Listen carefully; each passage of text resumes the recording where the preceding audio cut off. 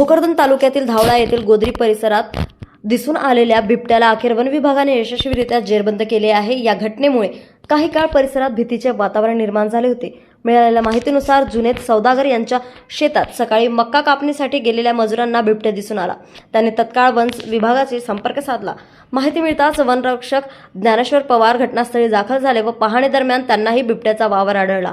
यानंतर बिबट्या वाळू देशमुख यांच्या जनावरांच्या चाऱ्याच्या शेतात जाऊन सुमारे 5 तास थांबून होता। परिस्थितीचे गांभीर्य ओळखून वन विभागाने जालना येथून पिंजरा मागवून मोठी मोहीम राबवली। दरम्यान वनपरिक्षेत्र जालना उत्तर अंतर्गत वनपरिमंडळ भोकरदन क्षेत्रातील संपूर्ण पथक घटनास्थळी दाखल झाले।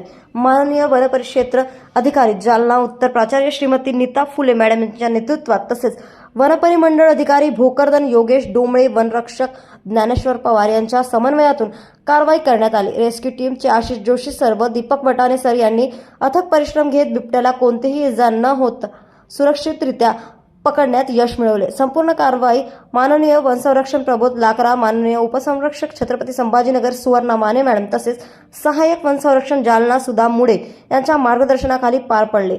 या मोहिमेत वनपरिमंडळ अधिकारी जालना श्याम यमगर, वनरक्षक बावने पागारी आनंद वर्षे, जाफराबादचे संभाजी हाटकर, माळेगावच्या सुनीता सुरशे, बदनापूरच्या रेखा दोनगुहे तसेच नारायण सोडगीर, महादेव कळमकर, घनश्याम गव्हाणे, मोमी तडवी, अनुप तडवी, मंगेश समकाळ, पांडुरंग डोंगरे आदींनी सक्रिय सहभाग घेतला। या यशस्वी कारवाईमुळे ग्रामस्थांनी सुटकेचा निश्वास सोडला असून सुदैवाने कोणतीही जीवितहानी झाली नाही।